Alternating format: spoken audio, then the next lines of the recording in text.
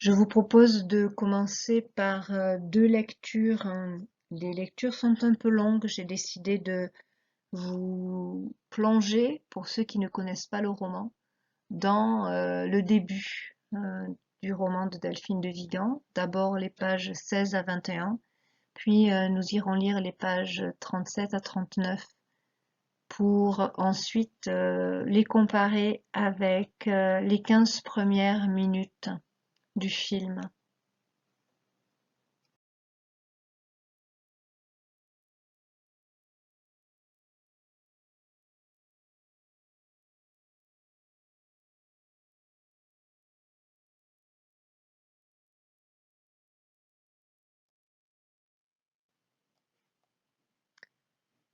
Mon livre avait paru fin août et j'allais, depuis quelques mois, de ville en ville, de rencontre en signature, de lecture en débat, dans les librairies, les bibliothèques, les médiathèques, où des lecteurs de plus en plus nombreux m'attendaient. Cela me submergeait parfois, ce sentiment d'avoir fait mouche, d'avoir entraîné avec moi, derrière moi, les milliers de lecteurs. Cette sensation, sans doute fallacieuse, d'avoir été entendue. J'avais écrit un livre dont je n'avais pas imaginé la portée.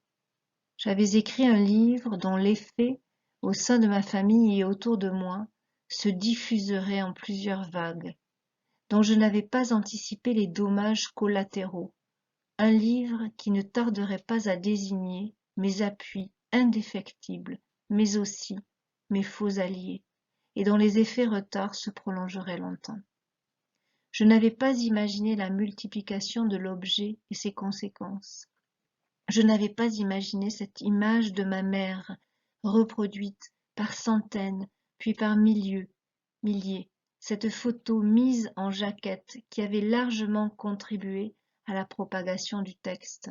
Cette photo qui très vite s'était dissociée d'elle et désormais n'était plus ma mère, mais le personnage du roman, trouble et diffracté. Je n'avais pas imaginé les lecteurs émus, intimidés. Je n'avais pas imaginé que certains pleureraient devant moi et combien il me serait difficile de ne pas pleurer avec eux. Il y avait eu cette toute première fois, à Lille, où une jeune femme frêle et visiblement épuisée par plusieurs hospitalisations m'avait expliqué que le roman lui avait donné cet espoir fou, insensé, que malgré sa maladie, malgré ce qui était advenu et ne se réparerait pas, malgré ce qu'elle leur avait infligé, ses enfants, peut-être, pourraient l'aimer. Puis une autre fois à Paris, un dimanche matin, un homme abîmé m'avait parlé du trouble mental, du regard des autres sur lui, sur eux, ceux qui faisaient si peur qu'ils étaient tous rangés dans le même sac, bipolaires, schizophrènes, dépressifs, étiquetés comme des poulets sous cellophane, selon les tendances du moment et les couvertures des magazines. Et Lucile, mon héroïne intouchable, qui les réhabilitait tous. Et d'autres encore, à Strasbourg, à Nantes, à Montpellier, des gens que parfois j'avais eu envie de prendre dans mes bras.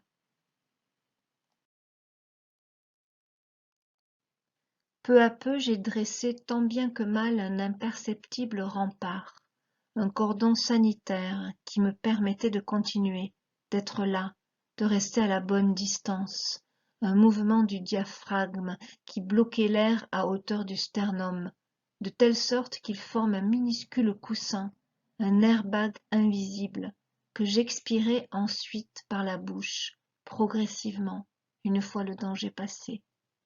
Ainsi pouvais-je écouter, parler, comprendre ce qui se tissait à l'endroit du livre, ce va-et-vient opéré entre le lecteur et le texte, le livre renvoyant le lecteur, presque toujours, et pour une raison que je ne sais pas expliquer, à sa propre histoire.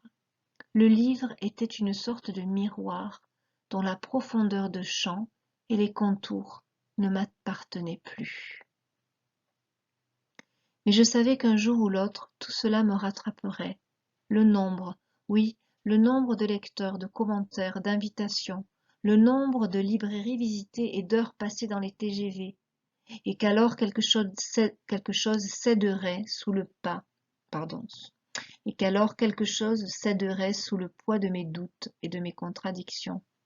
Je savais qu'un jour ou l'autre, je ne pourrais m'y soustraire et qu'il me faudrait prendre l'exacte mesure des choses, faute de m'en acquitter. Au salon ce samedi-là, j'avais signé sans discontinuer. Des gens étaient venus pour me parler, et je peinais à trouver mes mots pour les remercier, répondre à leurs questions, être à la hauteur de leurs attentes. J'entendais ma voix trembler, j'avais du mal à respirer. L'airbag ne marchait plus, je n'arrivais plus à faire face. J'étais perméable, vulnérable. Vers 18 heures, la queue avait été fermée à l'aide d'un ruban élastique tendu entre deux plots, afin de dissuader les nouveaux venus, obligés, par conséquence, de rebrousser chemin. À quelques mètres de moi, j'entendais les responsables du stand expliquer que j'arrêtais. Elle doit partir, elle arrête, nous sommes désolés, elle s'en va. Une fois que j'ai eu terminé de signer pour ceux qui avaient été désignés comme les derniers de la file, je me suis attardée quelques minutes pour parler avec mon éditrice et le directeur commercial. J'ai pensé au trajet qui m'attendait pour aller jusqu'à la gare. Je me sentais épuisée. J'aurais pu m'allonger sur la moquette et rester là. Nous étions sur le stand, debout. Je tournais le dos aux allées du salon et à la petite table où j'étais installée quelques minutes plus tôt. Une femme s'est approchée de nous par derrière, m'a demandé si je pouvais dédicacer son exemplaire. Je me suis entendue lui répondre non, comme ça, sans hésitation. Je crois lui avoir expliqué que si je signais son livre, d'autres personnes de nouveau s'aligneraient pour que je reprenne les dédicaces. La queue, immanquablement, se reformerait. J'ai vu dans son regard qu'elle ne comprenait pas, elle ne pouvait pas comprendre. Autour de nous, il n'y avait plus personne, les malchanceux s'étaient dispersés, tout semblait calme et paisible. J'ai vu dans son regard qu'elle se disait « Mais pour qui elle se prend, cette conne? Qu'est-ce qu'un livre ou deux de plus? Et n'est-ce pas précisément pour cela que vous êtes venu, vendre et signer des livres? Vous n'allez quand même pas vous plaindre. » Je ne pouvais pas lui dire « Madame, je suis désolée, je n'y arrive plus. Je suis fatiguée, je n'ai pas l'étoffe, la carrure, voilà tout. Je sais bien que d'autres peuvent tenir des heures sans rien boire ni manger, jusqu'à ce que tout le monde soit passé et obtenu satisfaction, de vrais chameaux, des athlètes certainement, mais moi, non, pas aujourd'hui, je n'en peux plus d'écrire mon nom.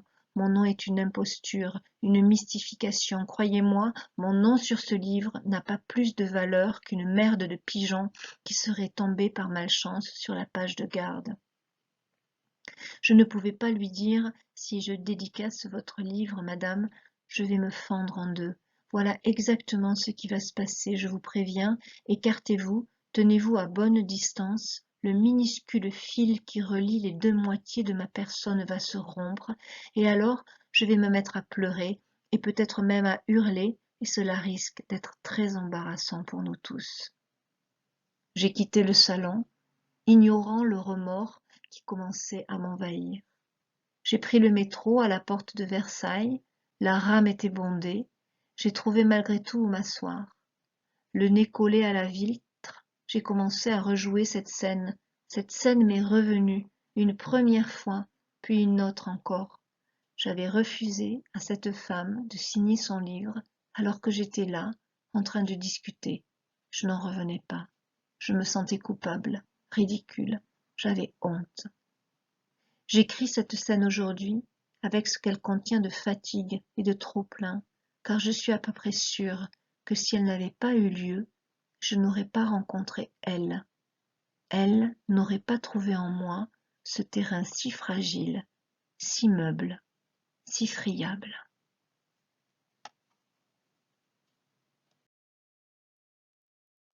Après la lecture de ces pages, j'ai une question un peu étrange à vous poser peut-être.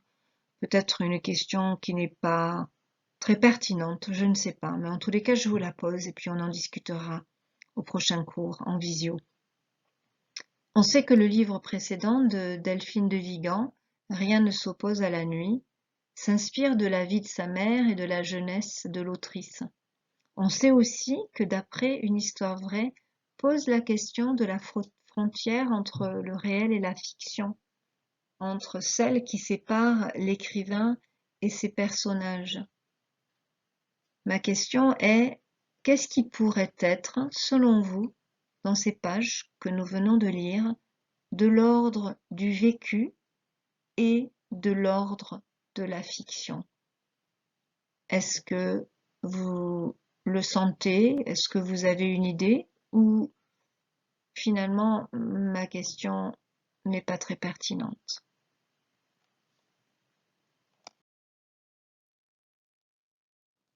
Quelque chose m'intriguait, m'amusait. Elle fermait parfois les yeux, les mouvements de son corps étaient d'une sensualité discrète, sans ostentation. Elle était belle et les hommes la regardaient. J'essayais de capter le regard des hommes sur elle, de saisir le moment où ce regard se troublait. Je suis sensible à la beauté des femmes, je l'ai toujours été. J'aime les observer, les admirer, tenter d'imaginer quelle courbe, quel creux, quelle fossette, quel léger défaut de prononciation, quelle imperfection suscite chez elle le désir.